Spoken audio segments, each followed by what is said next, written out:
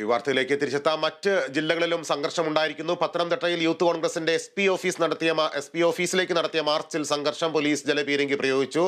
അവിടെ നിന്നുള്ള വിവരങ്ങൾ വിഷ്ണു പുതുശ്ശേരി നൽകും. വിഷ്ണു, എവിടെ നിന്നാണ് മാർച്ച് ആരംഭിച്ചത്? എങ്ങനെയാണ് സംഘർഷത്തിലേക്ക് എത്തിയത്?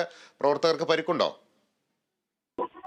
സംസ്ഥാനത്തെല്ലാം നടക്കുന്ന പോലെ പത്തനംതിട്ട ജില്ലയിലും രൂക്ഷ സംഘർഷമാണ് ഉണ്ടായത്. പോലീസിലെ ക്രിമിനൽ പ്രവർത്തനങ്ങൾ അവസാനിപ്പിക്കണമെന്ന് ആവശ്യപ്പെട്ടുകൊണ്ട് യൂത്ത് കോൺഗ്രസ് പത്തനംതിട്ട ജില്ലാ കമ്മിറ്റിയുടെ നേതൃത്വത്തിൽ SP ഓഫീസിലേക്ക് നടത്തിയ മാർച്ചാണ് സംഘർഷാവസ്ഥയിലേക്ക് മാറിയത്.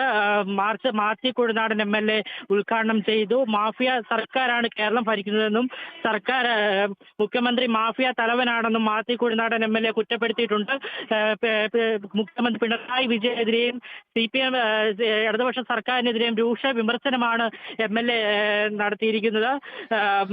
തുടർന്ന് ബാരിക്കേഡ് മറികടക്കാൻ ശ്രമിച്ച പ്രവർത്തകരും പോലീസും തമ്മിൽ സംഘർഷമുണ്ടായി. യൂത്ത് കോൺഗ്രസ് പ്രവർത്തകർ പോലീസിന് നേരെ കൊടികളും കുട്ടികളും വലിച്ചെറിഞ്ഞു. പിരിഞ്ഞുപോയ പ്രവർത്തകർ വീണ്ടും സംഘടിച്ച് പത്തനംതിട്ട KSRTC ബസ് സ്റ്റാൻഡിന് മുന്നിലെത്തി റോഡ് ഉപരോധിക്കുന്ന സാഹചര്യമുണ്ടായി. പ്രവർത്തകരെ പിന്നീട് പോലീസ് അറസ്റ്റ് ചെയ്ത് നീക്കുകയായിരുന്നു.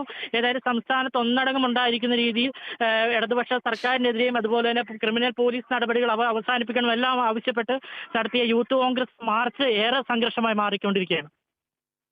ശരി വിഷ്ണു, പത്തനംതിട്ടയിലും യൂത്ത് കോൺഗ്രസ് മാർച്ചിലെ സംഘർഷം വിവരങ്ങളാണ് വിഷ്ണു നൽകിയത്.